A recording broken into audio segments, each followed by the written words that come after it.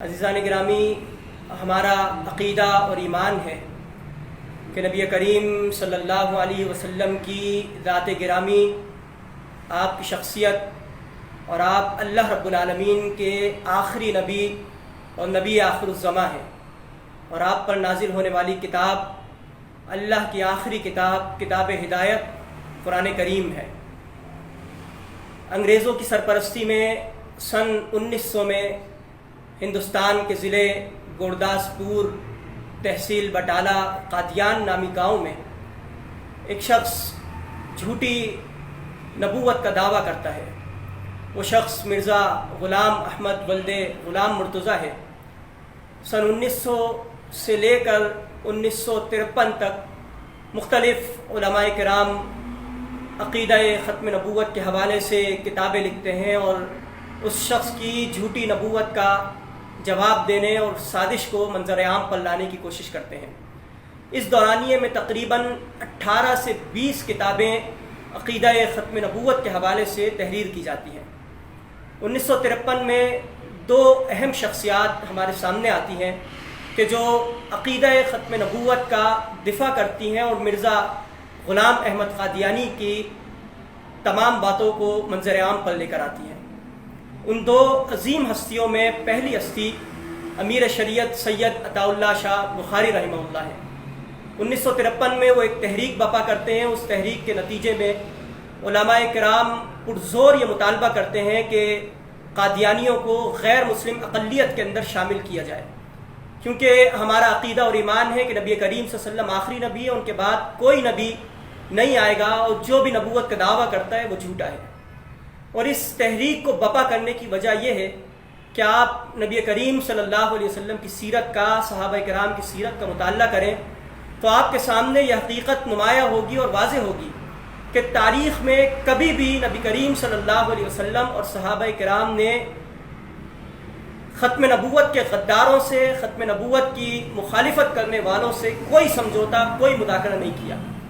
آپ یہودیوں کی طرف جائیں، یہودیوں سے نبی کریم صلی اللہ علیہ وسلم نے مذاکرات کیے، مفاہمت کی۔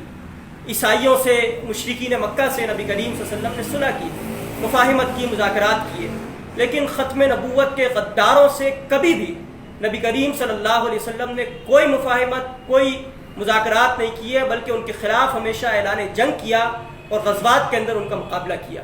مسلمہ کذاب کے خلاف جو جنگ ہوئی ہے وہ آپ کے سامنے ہے کہ کس قدر کئی تعداد میں صحابہ کرام شہادت کے مرتبے پر سرفراز ہوتے ہیں اور ختم نبوت کی حفاظت کرتے ہیں اور عقیدہ ختم نبوت کو لوگوں کے سامنے لے کر آتے ہیں۔ تو 1953 میں یہ تحریک جس طرح منظر عام پر آئی اور تیزی سے چلی، تقریباً 10,000 لوگ ختم نبوت کا دفاع کرتے ہوئے شہادت کے مرتبے پر سرفراز ہوئے اور سید عطا اللہ شاہ بخاری رحمۃ اللہ علیہ کو جیل کے اندر ڈال دیا گیا۔ وہ جیل میں تھے، ایک افسر ان کے پاس آیا اور ان سے سوال کیا کہ آپ کی تحریک ناکام ہو گئی، کئی لوگ اس دنیا سے چل بسے، کئی لوگوں کا انتقال ہو گیا، اور اس تحریک کی ناکامی ہمارے سامنے ہے، آپ اس وقت جیل کے اندر موجود ہیں، تو ایسی تحریک کو بپا کرنے کا کیا فائدہ؟ تو سید عطا اللہ شاہ بخاری رحمۃ اللہ علیہ نے اس افسر کو ایک تاریخی جملہ بیان کیا، اور وہ تاریخی جملہ یہ کہا کہ یہ تحریک جو ہم نے بپا کی، اس تحریک کے نتیجے میں ہم نے لوگوں کے دلوں میں ایک ایسا بم فٹ کر دیا کہ جب یہ بم پھٹے گا تو قادیانیت کی تباہی اور بربادی کا ذریعہ بن جائے گا۔ اور دوسری عظیم ہستی مولانا سید ابو العالیٰ مودودی رحمۃ اللہ علیہ کی ہستی ہے کہ جنہوں نے اپنی تحریروں کے ذریعے عقیدہ ختم نبوت کا دفاع کیا، لوگوں کے سامنے نبی کریم صلی اللہ علیہ وسلم کے آخری نبی ہونے کے حوالے سے جو دلائل اور مضبوطی کے ساتھ ٹھوس دلائل دیے کہ میرے سامنے قادیانی مسئلہ کتاب موجود ہے۔ 1953 میں مولانا سید ابو العالیٰ مودودی رحمۃ اللہ علیہ نے یہ کتاب لکھی، اور اس کتاب لکھنے کے نتیجے میں انہیں جیل میں ڈال دیا گیا۔ جیل میں ایک افسر ان کے پاس آیا اور ان سے کہا کہ اگر آپ چاہیں تو اپیل دائر کر سکتے ہیں رہائی کے حوالے سے۔ تو مولانا سید ابو العالیٰ مودودی رحمۃ اللہ علیہ نے کہا کہ اگر میری اس دنیا سے رخصت ہونے کا میرا وقت آ چکا ہے تو کوئی مجھے اس دنیا سے رخصت ہونے کے حوالے سے نہیں بچا سکتا، لیکن اگر میری موت نہیں لکھی تو یہ لوگ الٹا بھی لٹک جائیں، میری زندگی اگر لکھی ہے، میری موت اگر لکھی ہے، جو کچھ بھی لکھا ہے یہ لوگ الٹے بھی لٹک جائیں، اس کو نہیں بدل سکتے، یعنی میری تقدیر کو نہیں بدلا جا سکتا۔ اور مولانا سید ابوالعلا مودودی رحمۃ اللہ علیہ کو پھانسی گھاٹ تک پہنچایا گیا صرف اور صرف اس کتاب کے لکھنے کے نتیجے میں، قادیانی مسئلہ لکھنے کے نتیجے میں۔ تو 1953 میں سید عطا اللہ شاہ بخاری رحمۃ اللہ علیہ نے جو یہ بات کی کہ ہم نے لوگوں کے دلوں کے اندر ایک ایسا بم فٹ کر دیا کہ جب یہ بم پھٹے گا تو قادیانیت کی تباہی اور بربادی کا ذریعہ بن جائے گا۔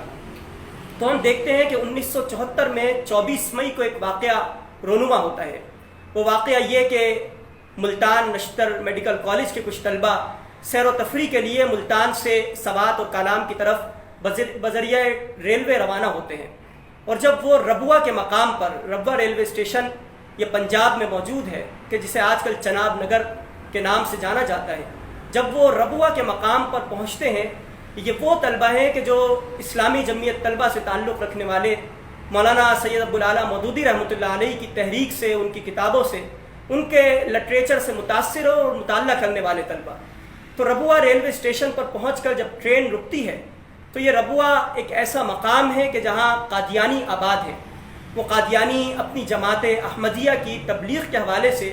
مختلف لٹریچر پوری ٹرین کے اندر تقسیم کرتے ہیں۔ جب یہ لٹریچر ان طلبہ کے حوالے کیا جاتا ہے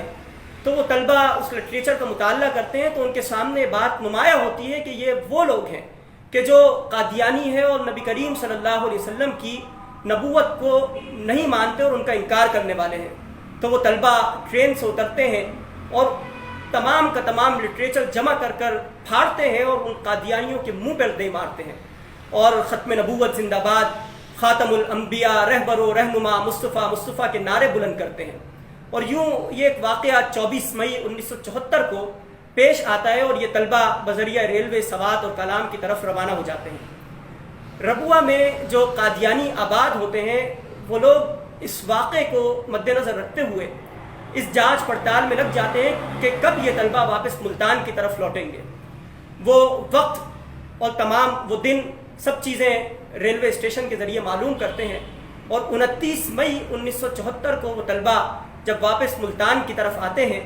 تو ان طلبہ کی ٹرین پر حملہ کیا جاتا ہے، اور ان طلبہ پر حملہ کیا جاتا ہے، اور وہ قادیانی ان میں سے بہت سے طلبہ کو شہید کر دیتے ہیں، بہت سے زخمی ہو جاتے ہیں۔ اس وقت پوری دنیا کے اندر ایک ملک گیر تحریک برپا ہوتی ہے، یعنی ایک ایسا بم جو اس وقت 1953 میں لوگوں کے دلوں کے اندر فٹ کیا گیا تھا، وہ 29 مئی 1974 کو پھٹتا ہے، اور ایک تحریک برپا ہوتی ہے، اور 3 مہینے کا طویل عرصہ یہ تحریک جاری رہتی ہے۔ آپ دیکھیں کہ تاریخ کے اندر کبھی ایسا واقعہ رونما نہ ہوا کہ 3 مہینے کے عرصے کے اندر، اس قدر مختصر سے عرصے میں کسی تحریک کو کامیابی حاصل ہوئی ہو۔ یہ ایک ایسی تحریک جو ختم نبوت کے حوالے سے منظر عام پر آتی ہے، 3 مہینے کے اندر اس تحریک کو کامیابی حاصل ہوتی ہے، اور کامیابی اس طرح کہ وہ طلبہ کے جو شہید ہو جاتے ہیں اور وہ طلبہ کے جو زخمی ہوتے ہیں، زخمی ہونے والے طلبہ مسلسل اس بات کا اعلان کرتے رہتے ہیں، مختلف جگہ پر مظاہرے کرتے ہیں، لوگوں کو اکٹھا کرتے ہیں کہ ختم نبوت کا ایک قانون بنایا جائے اور قادیانیوں کو غیر مسلم اور کافر قرار دیا جائے۔ تقریباً 3 مہینے کے بعد اگست کے مہینے میں 24 اگست 1974 کو قائد ایوان ذوالفقار بھٹو کی صدارت میں ایوان کے اندر ایک اجلاس منعقد ہوتا ہے، اور یہ اجلاس تقریباً 13 دن کے طویل دورانیے پر مشتمل ہوتا ہے۔ اس اجلاس میں، اس 13 دن کے اجلاس میں مرزا ناصر جو اس وقت کا جماعت احمدیہ کا